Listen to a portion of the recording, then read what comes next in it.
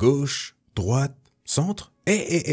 Doucement, je ne vous demande pas vos orientations politiques et j'en ai rien à faire. Parce qu'aujourd'hui, nous allons parler du fonctionnement de la politique dans Star Wars. Alors avant de commencer, je vous préviens direct, faites bien la différence entre la fantaisie qu'est Star Wars et la réalité politique chez nous en France. Même si Star Wars s'inspire de certains faits réels dans le monde, faites tout de même la différence. Évitez de comparer ce que je vais vous expliquer là à la réalité au risque de créer des débats inutiles et chiants en commentaire.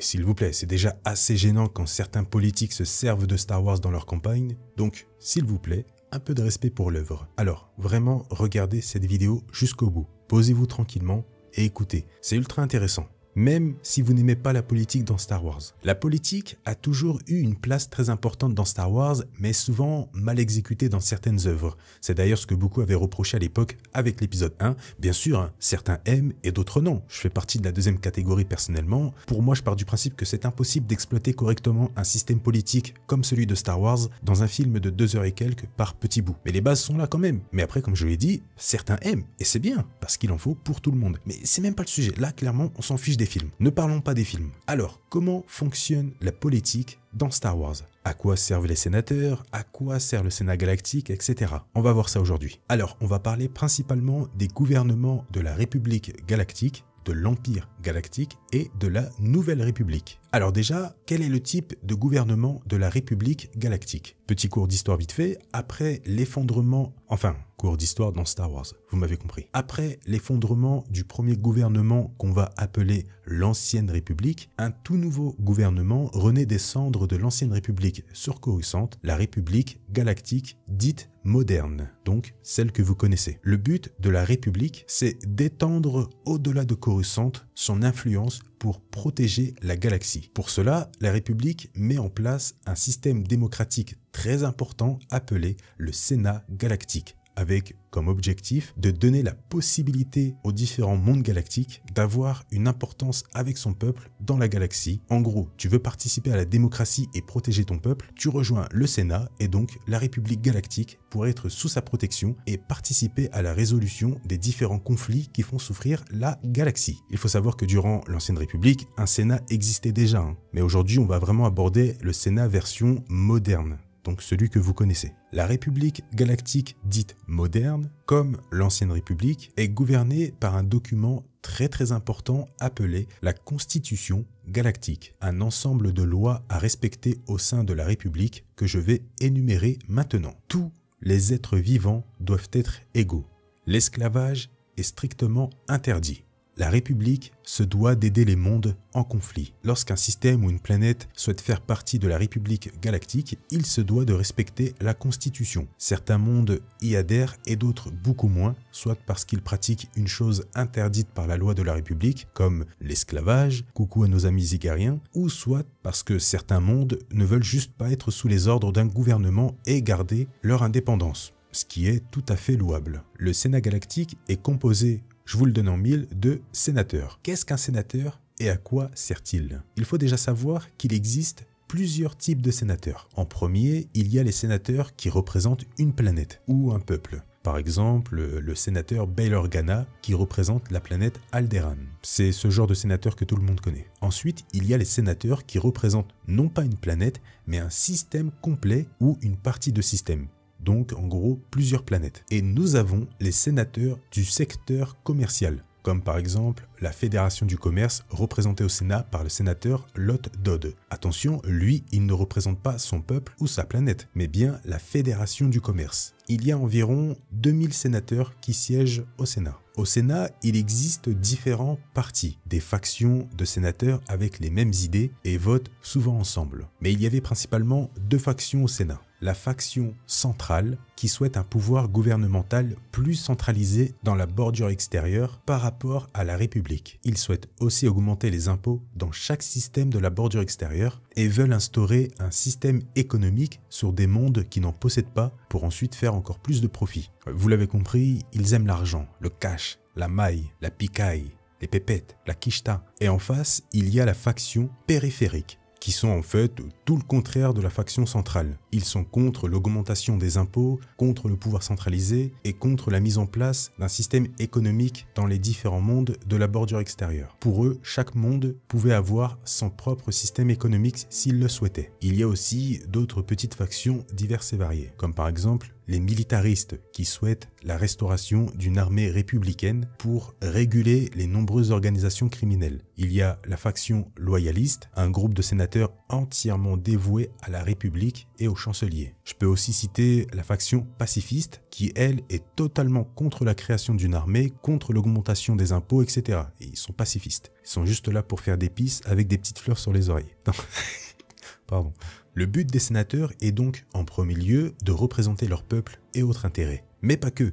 Ils décident aussi de quelle manière la République doit intervenir dans la galaxie pour résoudre des conflits sous forme de vote. Par exemple, un monde est en guerre et demande l'aide de la République. Eh bien, les sénateurs vont discuter de cette demande en citant les pour et les contre. Exemple, on va intervenir parce qu'ils ont besoin d'aide. Oui, mais ils ne font pas partie de la République. Certes, mais ils ont besoin d'aide. D'accord, mais quels intérêts vont-ils apporter à la République? Nous devrions nous concentrer sur les mondes qui veulent faire partie de la République avant tout. Je suis pour, je suis contre, etc. Voilà, c'est ce genre de discussion auquel participent les sénateurs. Et malheureusement, souvent, lorsqu'un monde a besoin d'aide, mais qu'il ne fait pas partie de la République, et surtout n'a aucun intérêt pour le Sénat, eh bien son cas sera souvent traité en dernier s'il a de la chance, sinon pas du tout, aucune aide, parce que ce monde n'offre aucun intérêt au Sénat galactique. Et c'est là le gros problème de l'évolution du système. À l'origine, durant la Haute République, 300 ans avant la bataille de Yavin environ, la chancelière de cette époque, Lina So, souhaitait une galaxie unie et en paix pour tous les mondes grâce à la République et non en rejoignant la République. C'est d'ailleurs pour ça qu'à l'époque, les Jedi ont accepté cette association avec la République. Les Jedi, eux, souhaitaient apporter la paix dans la galaxie et la République d'eux-mêmes. Et je peux vous dire qu'ils ont regretté lorsqu'ils ont vraiment découvert les motivations du Sénat. Sauf que ce souhait a été complètement balayé par le Sénat galactique moderne qui ne pense qu'aux intérêts avant l'aide et la paix promise à l'origine avec ce gouvernement démocratique. C'est d'ailleurs un gros problème que Obi-Wan et Anakin mettent en avant dans les comics du même nom lorsqu'ils atterrissent sur un monde en guerre depuis des générations. Que s'est-il passé, maître? Obi-Wan répond, la guerre durant des générations. Pourquoi la République n'a rien fait? Ce monde ne faisait pas partie de la République et n'offrait rien dont le Sénat n'avait besoin. Alors un monde entier est mort parce que le système est ainsi. Voilà la dure réalité de cette démocratie et de ce gouvernement galactique qui promettait au départ d'unir tous les mondes de la galaxie tout en étant égaux. C'est d'ailleurs à cause de cette non-action et d'autres raisons que les séparatistes vont voir le jour. Je sais que ça ressemble à certains événements récents ou non réels. Mais n'oubliez pas que nous sommes dans une fiction, dans de la fantaisie. Même si la fiction s'inspire de la réalité, les choses sont tout de même complètement différentes au niveau des événements. Donc, évitez les débats houleux dans les commentaires et restons encore une fois dans la fiction. Bref, revenons aux sénateurs. Tous ensemble, au Sénat galactique, ils participent à la direction de la République galactique. Les Jedi sont d'ailleurs commandés souvent contre leur gré par le Sénat galactique. Mais pour organiser tout ce petit monde, il y a ce qu'on appelle un vice-chancelier. Son rôle lors des débats est de maintenir l'ordre parmi tous les sénateurs tout en étant l'assistant personnel du chancelier suprême. Alors, le chancelier suprême est un poste accessible uniquement via une élection de la part de tous les sénateurs du Sénat. Et contrairement à ce qu'on peut penser, le chancelier suprême est certes celui à la tête du Sénat, mais il n'a pas forcément plus de pouvoir et de liberté que le Sénat, du moins avant Palpatine. Les pouvoirs du chancelier suprême sont très limités à cause des sénateurs. Et oui, n'oubliez pas que toutes les voix comptent. Le chancelier est surtout là pour organiser les différentes réunions et approuver certaines demandes des sénateurs, certaines lois, certaines propositions, etc. Tout en étant bien sûr le visage public de la République galactique. Selon la Constitution, un chancelier est limité à 2 mandats de 4 ans. Mais un chancelier peut être démis de ses fonctions si son soutien aux différents mondes de la République n'est pas efficace. On appelle ce processus le vote de défiance. Chaque sénateur du Sénat vote pour ou contre le renvoi du chancelier suprême. Comme je vous l'ai dit, les pouvoirs du chancelier sont très limités au sein du Sénat. Mais exceptionnellement, Palpatine a rajouté une loi dans la Constitution galactique appelée la charte du chancelier. Donc en gros, cette loi permet de prendre les pleins pouvoirs du Sénat en cas de crise. Le chancelier a donc plus de pouvoir que le Sénat, ce qui n'est jamais arrivé auparavant. Grâce à ça, il autorise, sans l'aval des autres sénateurs, la création d'une armée républicaine. Voilà les bases de la politique dans la République galactique. J'ai vraiment essayé de faire au plus simple, sans trop vous embrouiller l'esprit, notamment pour les néophytes du genre, un peu comme moi. On va maintenant s'intéresser à la politique du côté de l'Empire galactique. La première chose que Palpatine a voulu montrer avec la naissance de l'Empire, c'est un gouvernement sain et sans corruption, dirigé par la démocratie. Et oui, Palpatine a fait en sorte de garder le symbole même de la démocratie, le Sénat galactique, muté en Sénat impérial. Mais en réalité, si Palpatine a laissé le Sénat en place,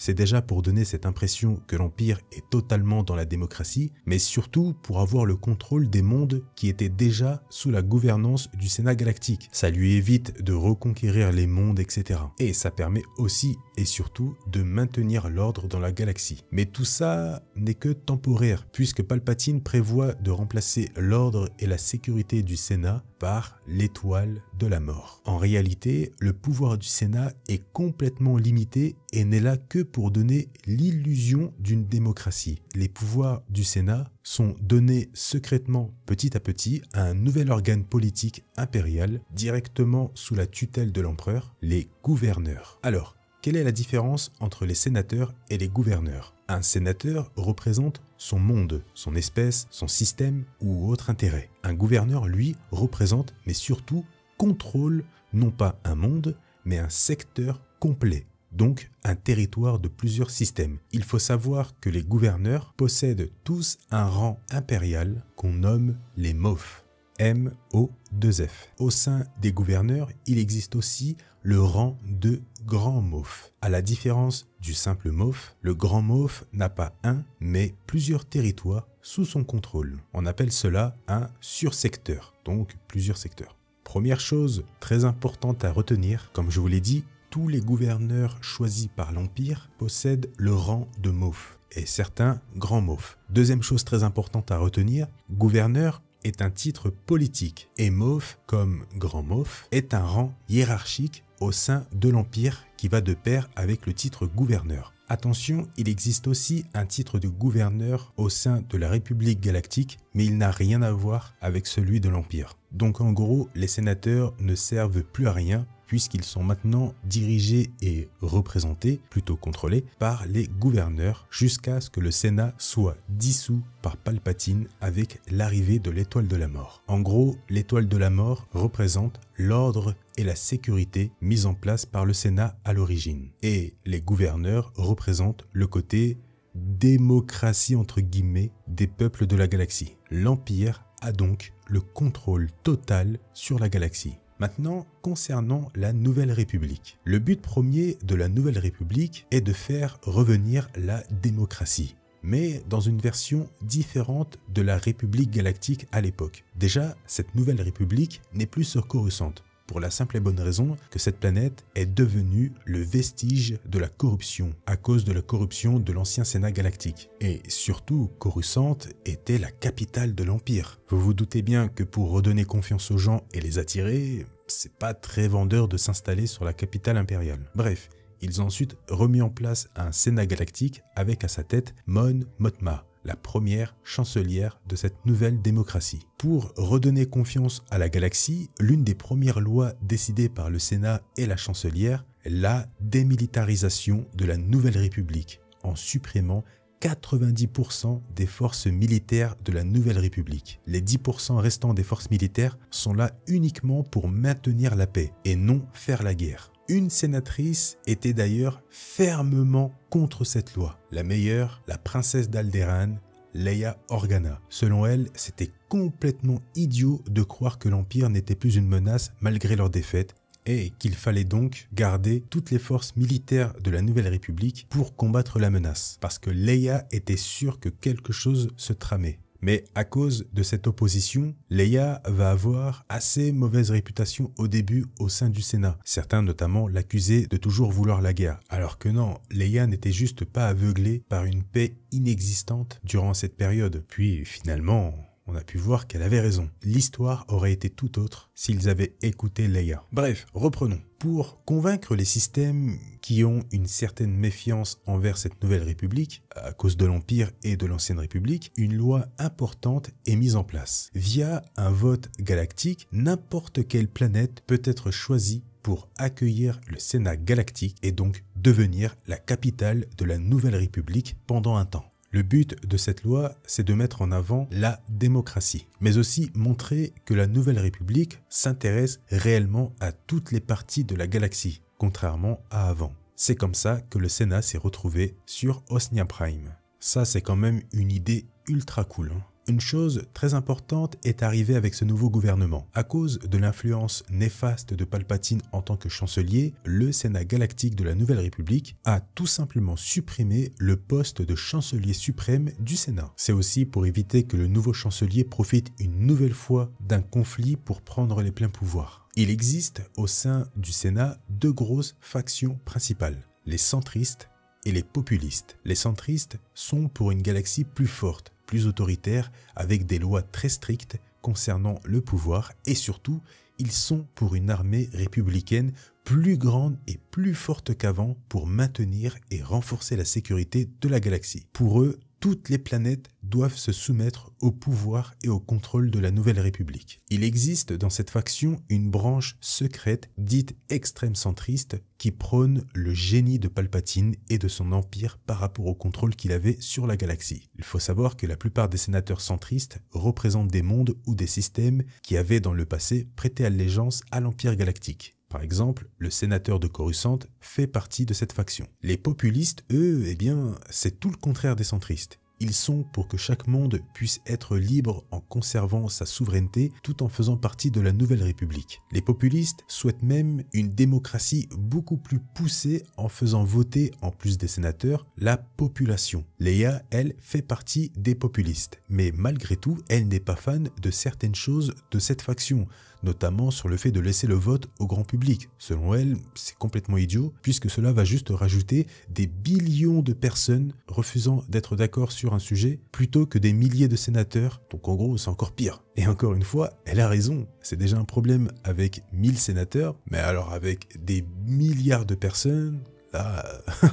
Voilà quoi. Il faut savoir que les centristes détestent les populistes. Et les populistes détestent les centristes. Mais ça, Leia, elle s'en fout. C'était l'une des seules sénatrices à travailler, par exemple, avec un centriste. Pour les populistes, les centristes sont un peu trop dans le même délire que l'Empire. Et pour les centristes, les populistes sont trop doux, trop gentils, à l'exception d'une personne, Leia Organa, qui est la fusion parfaite des deux partis. À cause des nombreux conflits entre ces deux partis au sein du Sénat et la disparition du poste de chancelier, les centristes vont mettre en place un vote pour créer un poste similaire au chancelier appelé le premier sénateur pour avoir de l'ordre dans le Sénat. Pour ce poste, ils ont besoin d'une figure forte et charismatique. Et en grande majorité, dans les deux factions, il y a une favorite à cette époque, la sénatrice Leia Organa, qui est tout simplement la sénatrice la plus réaliste sur la situation et partage les idées des deux factions. Leia allait clairement devenir le nouveau visage de la Nouvelle République. Mais un complot politique s'est déclenché lorsqu'ils ont affiché publiquement le lien du sang entre Leia et Dark Vador. Par la suite, elle annonce publiquement son départ de la sphère politique et s'en va pour créer de son côté un mouvement militaire non affilié à la République, la Résistance. Voilà comment fonctionne la politique dans Star Wars. Alors pour ce qui est du Premier Ordre, rapidement, son système politique est similaire à celui de l'Empire, mais en 2 fois pire, puisque là, il ne cache absolument pas le côté fasciste et la prise de pouvoir. Et surtout, il préfère détruire publiquement tous ceux qui sont contre le Premier Ordre, au lieu de discuter dans un Sénat ou autre. La dictature, eux, ils l'assument complètement. D'ailleurs, la plupart des centristes ont fait sécession de la Nouvelle République pour aller avec le Premier Ordre. Merci à tous d'avoir regardé cette grosse vidéo jusqu'au bout. Je pense que vous avez pu voir que c'est impossible de mettre tout ce système dans un film de 2 heures et quelques. C'est plus une perte de temps et de rythme qu'autre chose. C'est pour ça que l'univers étendu est là. N'oubliez pas le petit pouce bleu, ça fait toujours plaisir, surtout pour ce genre de vidéo. Ça récompense le travail fourni, je compte sur vous. Le commentaire bien sûr si vous avez la moindre question et aussi pour le référencement, ça fait toujours plaisir. Je vous souhaite une très bonne journée ou une très bonne soirée. Prenez soin de vous et à dimanche prochain.